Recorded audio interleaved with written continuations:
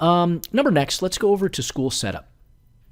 So now here at the school setup area, you've always been able to in Atlas sort of add a couple, 3 custom fields to your database. So for example, if you were tracking some unique piece of data about your student, so let's say you wanted to track your student's, I don't know, grandparent's name or something like that, or you wanted to track the elementary school that they went to, or perhaps their parents' work location or something like that, you could use that custom label. So, but now we've dramatically expanded that. If you go down to your defaults section in school setup, if you go here to defaults, you'll see that here at the bottom you've got custom labels for students, and you have 3 custom labels here that are for students only, right? That'll just go on the student record.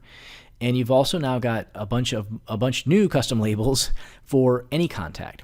And you'll see that there's, I don't know, 1, 2, 3, 4, 5, 6, 7, like 10 of them, right? There's a bunch of new custom labels, and 3 of these custom labels down here are date fields, right? So for example, any bit of data that you want to capture. So let's say, for example, you want to capture, I don't know, let's say a student, let's say we have an unconventional type of a uniform at our school and the sizes are different or something like that. Or let's track weapon. Let's track favorite weapon, right, in our school. I guess I need to learn how to type. So let's say I want to track their favorite weapon. Or let's say I want to track their, I don't know, number of push-ups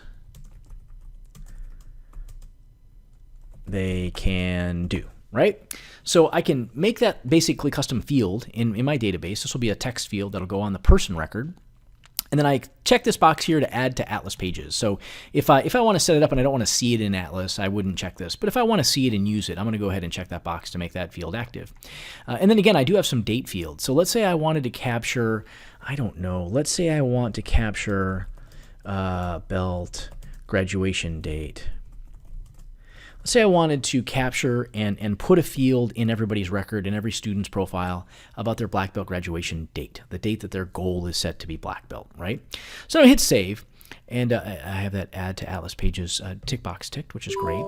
So now when I go to any person's record, so let's go to my people list, and I'm going to open up, I don't know, let's say my student list, just as an example. Let's go to the student list here.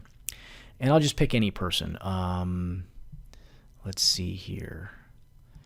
Somebody like Nancy Ames. She's my favorite, one of my favorite test students here. So I'm going to go ahead and open up Nancy Ames's record. I'm going to do it in a new tab just to make it easy for myself. So in Nancy Ames' record, when I go to look at her details, if I go to Actions and Edit, inside of her detail page, you'll see now, I see. So now we have custom information, a custom information section in Nancy Ames' record, and it says now favorite weapon. And I can put in here she likes the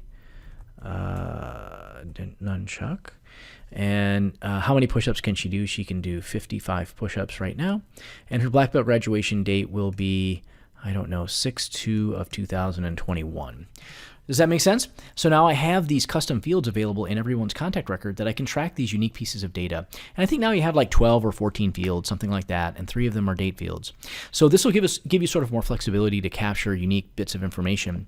Now, while we were at it, we also added a fair few fields that you'll have now as standard fields where you don't have to use custom fields. So for example, you now have a field to track the students or the person's website, if they have a website. You have a field to track their Facebook page or their Twitter handle.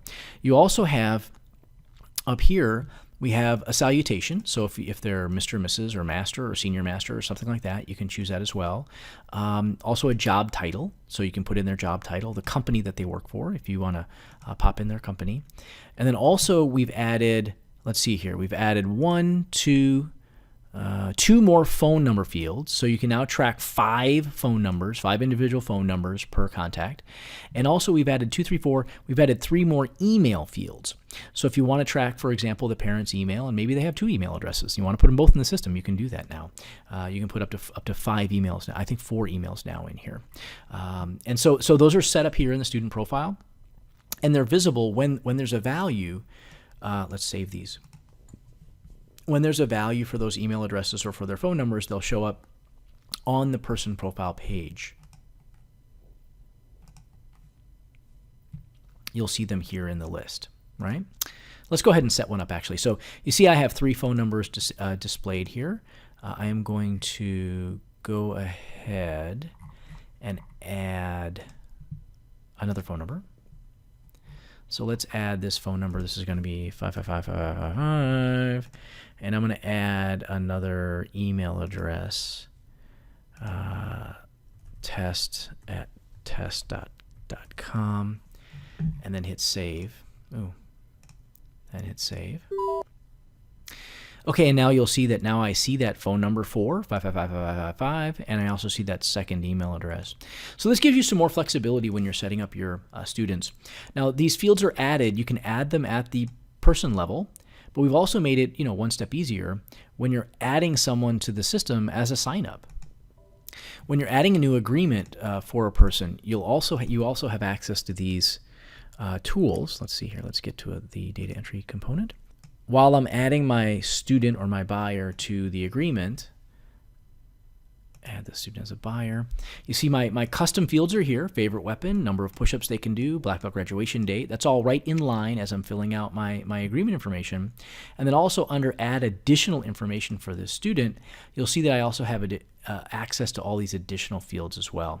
So the academic school, the beginner, their the first few custom labels, things like that. So you'll see that I have those quite robust features now added to the agreement page as well.